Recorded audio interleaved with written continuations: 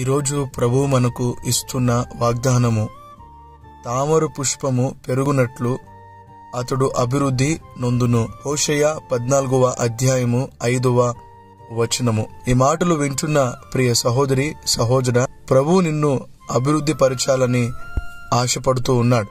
నువ్వు ఉన్న స్థితి నుండి ఉన్నతమైన స్థితికి రావాలన్నదే దేవుని యొక్క ఆశ. ఈరోజు నువ్వు ప్రభు నమ్ముకొని 10 సంవత్సరాలు అవుతుంది, 15 సంవత్సరాలు అవుతుంది, 20 సంవత్సరాలు అవుతుంది, 25 సంవత్సరాలు అవుతుంది, కానీ ఇంకా నీ జీవితంలో అభివృద్ధి అనేది లేదు.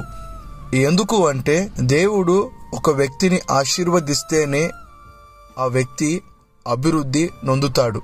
ఆదికాండంలో ఇస్సాకును మనము గమనించినట్లయితే ఆదికాండము 26వ అధ్యాయము 12-13వ వచనము, యెహోవా అతనిని ఆశీర్వదించెను గనుక ఆ మనుష్యుడు గొప్పవాడాయను, అంతేకాకుండా అతడు క్రమముగా అభివృద్ధి నొందెను అని దేవుని వాక్యము సెలవిస్తుంది. దేవుడు ఒక వ్యక్తిని ఆశీర్వదిస్తే ఆ వ్యక్తి అభివృద్ధి నొందుతాడు. అయితే దేవుడు ఒక వ్యక్తిని ఆశీర్వదించాలి అంటే నువ్వు దేవుడు ఆశించినట్లుగా నువ్వు జీవించాలి, దేవుడు కోరుకున్నట్లుగా నువ్వు బ్రతకాలి. కాబట్టి ఈ అద్భుతమైన వాగ్దానాన్ని దేవుడు నీ జీవితంలో నెరవేర్చాలి అని ఆశపడుతూ ఉన్నాడు. దేవుడు నిన్ను ఆశీర్వదించాలి, దేవుడు నిన్ను అభివృద్ధి పరచాలని దేవుడు 1000 కళ్ళతో ఎదురు చూస్తూ ఉన్నాడు. కాబట్టి ఈరోజు ప్రభు వైపు తిరిగి ఆ ప్రభు దగ్గర నువ్వు ప్రార్థించినట్లయితే ఆ ప్రభు నీకు సహాయం చేస్తాడు. ఆయన ఇచ్చిన వాగ్దానాన్ని నీ జీవితంలో నెరవేరుస్తాడు. God bless you.